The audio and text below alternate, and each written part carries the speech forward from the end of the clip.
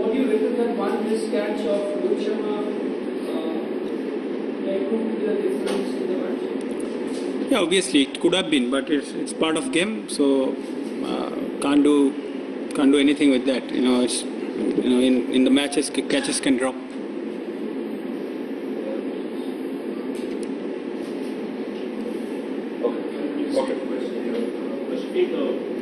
Both the innings at the start, the fast bowlers did really well. Can you explain that? What were the conditions? Is that pitch that Bangladesh wanted in the first place? Not really. I mean, I think the new ball was swinging a bit. I mean, obviously there was a bit of grass, so this can help, right? And I guess both of the team bowled well in first 6 overs. So we'll move on to Bangladesh questions.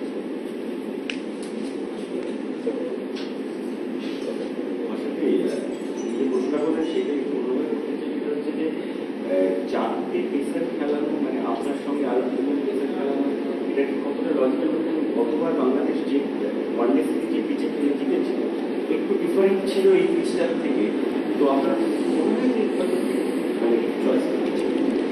না, আমার কাছে মনে হয় যে আমরা one day খেলেছিলাম, T20 আমরা overall আমরা গেমে ছিলামই, 4 জন পেস বোলার নিয়ে খেলেও আমরা টোটালি গেমে ছিলাম, এবং যেখানে পেস বোলিং করার দরকার ছিল সেখানে অলমোস্ট পেস বোলাররা ভালো বোলিংই করছিল।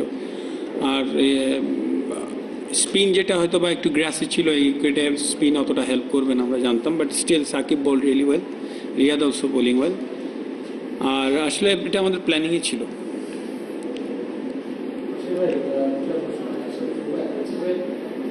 ভালো বোলিং করছিল সবাই, শেষে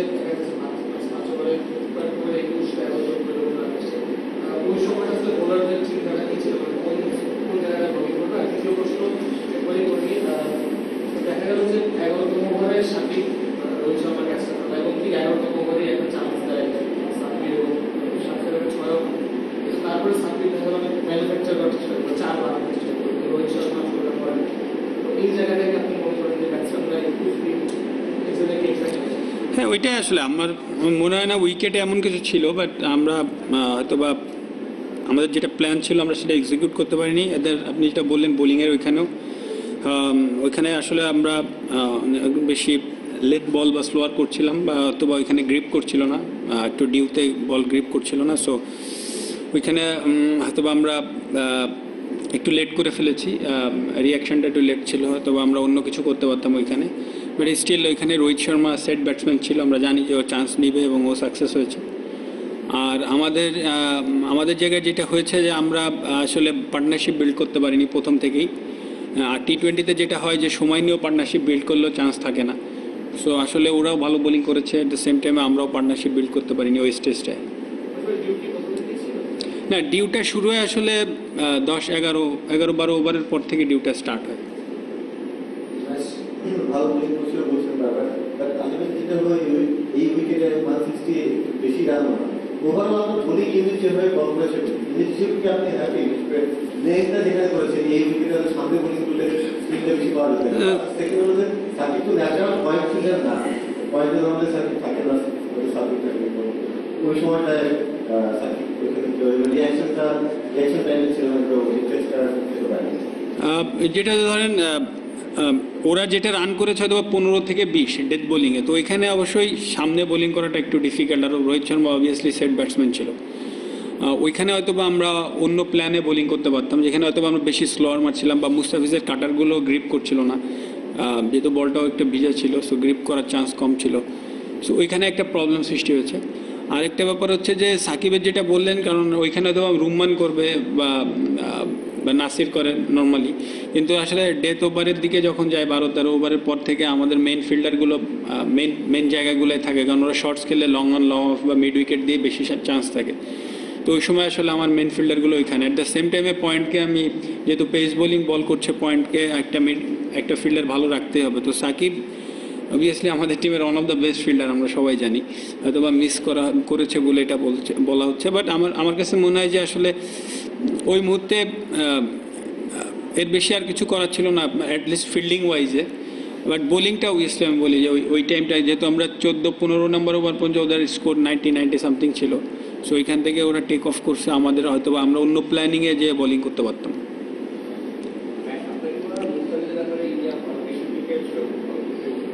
না অবশ্যই ওরা প্রিপেয়ার তো থাকবে, এটা খুবই স্বাভাবিক, কিন্তু যেটা বললাম যে আসলে বল গ্রিপ করছিল না, বলটা ভিজে যাওয়াতে ও যেটা কাটার মেরেছিল একটা 6 হয়েছে, যদিও মিস টাইম হয়েও 6 হয়েছে, কিন্তু ওর সাথে আলাপ করেছিলাম ভেতরে যে স্লটে গ্রিপ করছে না, গ্রিপ না করলে আসলে কঠিন।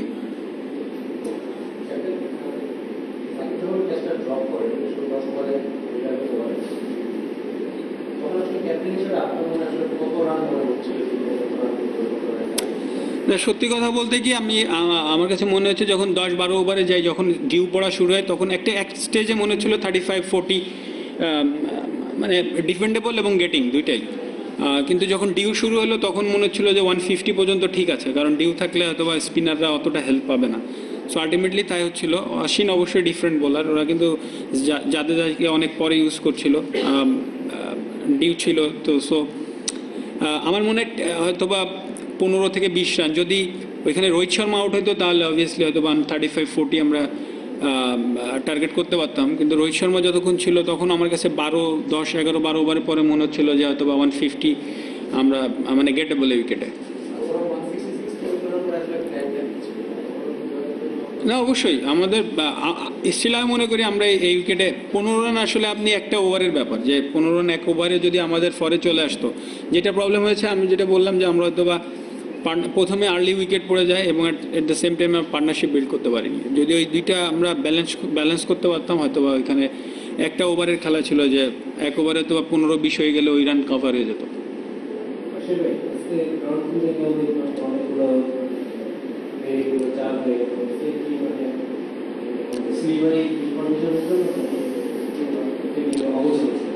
না কিছুটা ছিল, আউটফিল্ড একটু স্কিডি ছিল, আর আসলে এইগুলো এই লেভেলে এক্সকিউজ দিয়ে লাভ নেই, অবশ্যই আমাদের এগুলো আটকাতে হবে।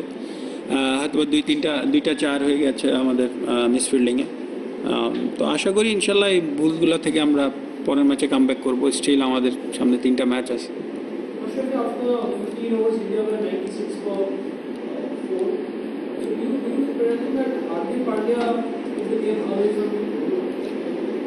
Hardik obviously has played his role. I think Rohit Sharma was the key. I mean, he was like last over he get out. He was been set in the wicket. He batted till 19.2 overs, so it was the key point for them. I mean, the set batsman if in the wicket, so he can turn the game for his team in any situation.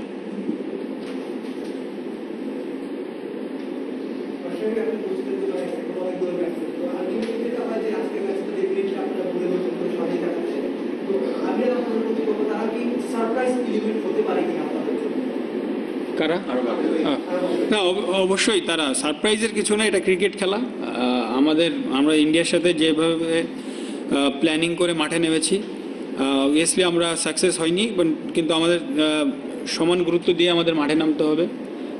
Very important match for us, and the same time আমি বলবো যে এই match থেকেও আমরা অনেক ভালো কিছু নিতে পারি।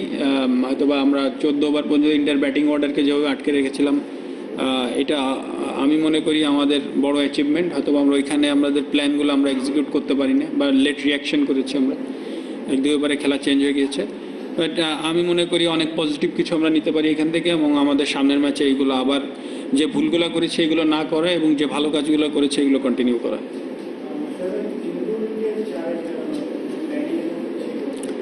এটা প্ল্যানিং ছিল যে আমরা লেফট হ্যান্ড রাইট হ্যান্ড কম্বিনেশনে রাখার, কারণ ওদের মেইন বোলার অবভিয়াসলি আশ্বিন ছিল, সো আমাদের সবসময় একজন right hand left hand combination রাখার জন্য এই প্ল্যানিং করা।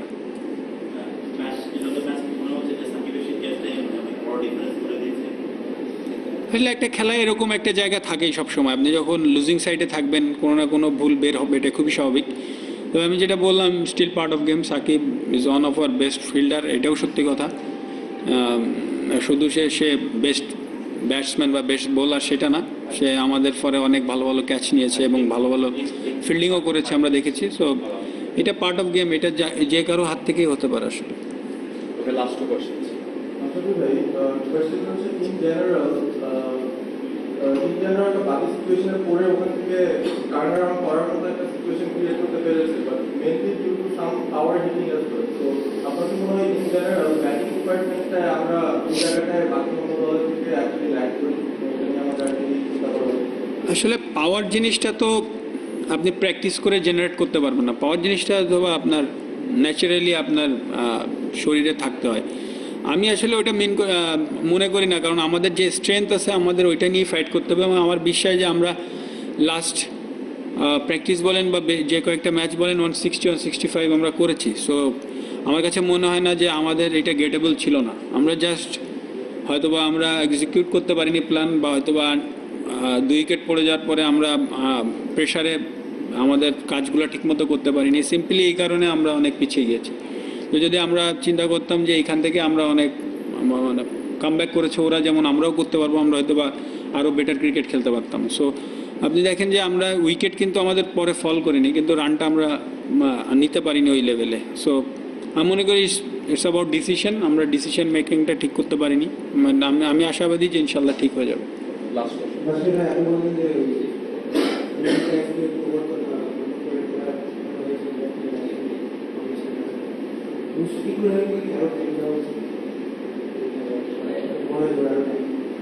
মুশফিক তো আজকে 5 ব্যাটিং করেছে। সো হ্যাঁ, ওইটা হইতে পারতো যদি ওইখানে সাব্বির রহমান আউট হতো, তাহলে মুশফিকই ইন করতো। সো আমরা আসলে এটা প্ল্যানই করেছিলাম, আমাদের প্ল্যানিংয়ে স্ট্রেট ছিলাম। এবং আপনি দেখেন যে সাকিব খুব ভালো বোলিং করেছে, তারপরও আমরা ওর আর একটা ওভার ছিল। সো আমরা এটা প্ল্যানই করেছিলাম যে 15 ওভার থেকে, যেটা যা বললাম আমরা এক্সিকিউট করতে পারিনি, প্ল্যানে স্ট্রেট ছিলাম। সো আমাদের প্ল্যানটা আমার মনে হয় যে ওভারঅল ঠিক ছিল, কিন্তু আমরা এক্সিকিউট করতে পারিনি, যেটা মেন যে রাইট হ্যান্ড লেফট হ্যান্ড যে কম্বিনেশনটা ছিল, ওখানে তো আবার সাব্বির রহমান আউট হইলে তখন মুশি যেত চারে, ওইখানে সৌম্য আউট হয়েছে, এই জন্য আপনার ইমরুল ব্যাটিংয়ে গিয়েছে। সো এক্স্যাক্টলি আমাদের যেটা প্ল্যান ছিল আমরা সেটাই করেছি।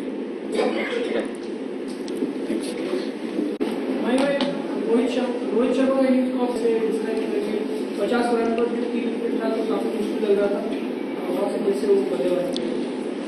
आई थिंक ओवरऑल अगर आप देखें तो विकेट डिफ़िकल्ट था। आप बोल सकते हैं कि एक बार जब हमने 20 ओवर बैटिंग की तो 160 के ऊपर अगर आप रन ऐसे विकेट में डालते हैं तो कई बार लगता है कि विकेट थोड़ा आसान हो गया था बाद में।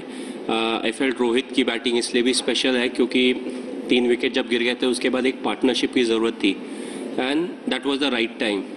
The good thing is हार्दिक जब गया तो he started playing the big shots. That time Rohit made sure कि उसको थोड़ा सा ज़्यादा स्ट्राइक मिले and he stays till the end.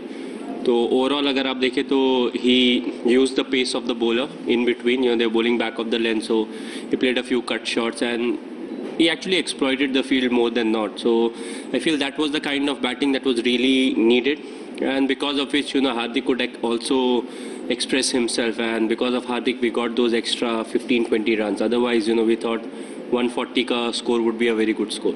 Shamil? I suppose, you know, all of us want to see you Raj do well. This was a chance you mentioned that, you know, if the second or third wicket falls in the 15, 16, 17 over, you can't win the chance. This was an opportunity. What do you make of his approach and the fact that I think the approach was good because all of a sudden you don't want to go out there when you get a chance to bat, you know, thinking that you want to do all these things. What's important is to play the delivery according to the merit of the delivery, and I feel, you know, today that's what he was doing. You know, he played a fabulous shot through the mid-off region, and I feel that's the kind of batting that is really needed of him, because it's important for him to score runs, you know, even if it's 15 runs, 12 runs or 20 runs, because that will give him a lot of confidence, and we all know once he's confident he's a completely different player. And also to expect him to score big in the very first opportunity that he gets, or in fact any other player gets, you know, it's very difficult. So I feel he'll need a bit of time. You know, an opportunity like this is always something that will be good for him. You know, it doesn't really matter how many he has scored, but the time that he spends in the middle is something that will be very crucial, not only for him but also for the team. So I felt his approach was good, and you know, a few more games like these, you know, that will really help him out. I'm not saying we want to lose 3 wickets up front, but you know, even if he goes in and keeps scoring those 12, 15, 20 runs, you know, that will really help him out. I think it is at number 5 and started looking out. Was he told anything before going out? And he is the kind of player who couldn't want to go down the order and try to score very quickly, take the pressure off the person who's already in there. So how much of an advantage is that having in doing that? I think you don't need to tell him. He knows one thing: hit the ball, and that's what he does. Every time he goes into bat, he's somebody who wants to clear the boundary. The more games he plays, the better he will get. But definitely he has the skill. It's something that's very difficult to have. That skill to clear boundaries. Right from the very first delivery. And of course, it's good to see him, bowl 4 overs also, because that will also give us a lot of strength. What it does is it means you have that 3 fast bowlers in the team, and at the same time you have 2 proper spinners and the part-timers also if needed. So even if there's dew on the field, you don't need to change your playing 11 too many times, because every base is covered. You have spinners, you have fast bowlers also. So I feel he gives us that strength. Also, at times people may question, that having proper 7 batsmen is a luxury. So why you want to go with 8? It's good to have a proper bowler at 8. But if you have somebody like him who can do the job, then what's the harm? Also, what it does is it gives him that liberty of going out there, and if he gets going, he will always give you that 10-15 extra run. If 160 is a par score, he will give you 165, 170 or 175. So it's good for the bowlers. And eventually, if you see, we always wanted somebody like him. But I don't want to comment right now, depending on the T20 performance, because the 50-over performance is completely different. Over here, it's 4 overs, so you can get away with it a lot of times. But when you're supposed to bowl 10 overs, 4 or 5 overs in a row, then come back, second spell and third spell. So it's a completely different scenario. But what we can see is definitely he has talent. And, if we guide him and, if we give him confidence, definitely he can be somebody, who can do that job for us. Last few questions, question for Pradeep, please. Why some answers moving for everyone as far as the last passing? I'll get a better picture tomorrow once I get up. It's quite stiff. So there was this dilemma of playing, not playing, but this format, if you're not playing, then, you have to leave the team and go back. And it was a kind of scenario where it was difficult to convince, people that, I'll make sure that I go through the 20 overs. So what's the state? I'll get to know tomorrow. Once you get up, the body gives you a proper scenario. Now the body is warm, so it may give you fake signals. So we'll see tomorrow how it goes. 2 more days before the next game. The good thing, Parthiv was around. So if at the last moment, if it was really bad, then we would have taken that call. Kushan.